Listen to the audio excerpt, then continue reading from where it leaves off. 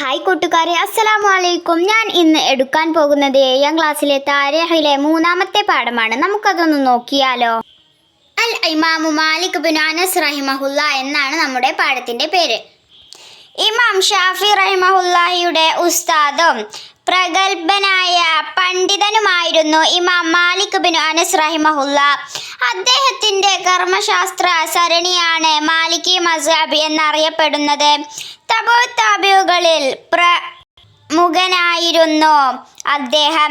ഹിജ്റ 95-ാം വർഷം മദീനയിൽ ജനിച്ച ഇമാം മാലിക് റഹിമഹുല്ല ഹിജ്റ 179-ാം വർഷം മദീനയിൽ തന്നെ വഫാത്തായി. അസ്ബഹി കുടുംബത്തിലെ അനസ് എന്നവരായിരുന്നു പിതാവ്. മാതാവ് അസദ് ഗോത്രത്തിലെ ആലിയ. ചെറുപ്പകാലം മുതൽ തന്നെ ഇമാം മാലിക് റഹിമഹുല്ലാഹി ഹദീസ് പഠനത്തിൽ ആകർഷകനായിരുന്നു. ഹദീസ് പറയാൻ തുടങ്ങിയതിന് മുമ്പ് കുളിക്കുകയും നല്ല വസ്ത്രം ധരിക്കുകയും സുഗന്ധം പൂശുകയും ചെയ്തിരുന്നു. ഇതിനെ കുറിച്ച് ചോദിച്ചപ്പോൾ ഇമാം മാലിക് റഹിമഹുല്ലാഹി പറഞ്ഞത് ഇപ്രകാരമാണ്: ഇന്നഹു ഹദീസ റസൂലുള്ളാഹി സ്വല്ലല്ലാഹു അലൈഹി വസല്ലം. അത് അള്ളാഹുവിൻ്റെ റസൂലിൻ്റെ ഹദീസാണ്. അത്രമാത്രം നബി സല്ലല്ലാഹു അലൈഹി വസല്ലമയുടെ ഹദീസിനെ അദ്ദേഹം ആദരിക്കുകയും ബഹുമാനിക്കുകയും ചെയ്തിരുന്നു.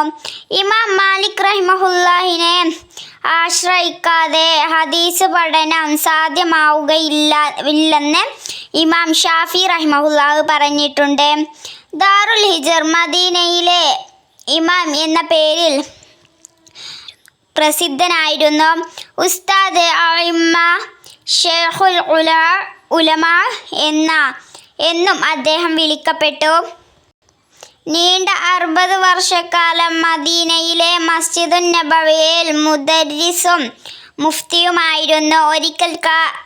ഒരിക്കൽ നബി സല്ലല്ലാഹു അലൈഹി വസല്ലം പറഞ്ഞു: പണ്ഡിതന്മാരെ അന്വേഷിച്ച് ജനങ്ങൾ യാത്ര ചെയ്യേണ്ടി വരുന്ന ഒരു കാലം വരും. അന്ന് മദീനയിലെ പണ്ഡിതനേക്കാൾ അറിവുള്ള ഒരാളെയും അവർ എത്തിക്കില്ല. ഈ ഹദീസ് പറയപ്പെട്ട മദീനയിലെ പണ്ഡിതൻ ഇമാം മാലിക് അല്ലാതെ മറ്റാരുമല്ല. ലക്ഷക്കണക്കിന് ഹദീസും അറിയാവുന്ന അദ്ദേഹം 1,00,000 ഹദീസുകൾ സ്വന്തം കൈപ്പടയിൽ രേഖപ്പെടുത്തി വച്ചിരുന്നു. തൻ്റെ ഗുരുനാഥന്മാരായ ഇമാം സുഹ്രി റഹിമഹുല്ലാ, യഹ്യ ഇബ്നു സഈദ് അൻസാരി റഹിമഹുല്ലാ തുടങ്ങി അന്നത്തെ പണ്ഡിതരിൽ നിന്നും മറ്റുമായി അദ്ദേഹം സമാഹരിച്ചതായിരുന്നു ഈ ഹദീസ്. അവരുടെ മുവത്തയാണ് ആദ്യത്തെ ഹദീസ് ഗ്രന്ഥം. വിജ്ഞാനത്തിൻ്റെ അമൂല്യ നിധിയായ ലോക ഈ ഗ്രന്ഥത്തെ കണക്കാക്കുന്നു.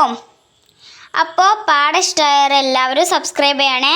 ഇതിൻ്റെ ബാക്കിയും തദ്രീബാത്തായിട്ട് അടുത്ത വീഡിയോയിൽ കാണാം. അതുവരേക്കും ബായ്.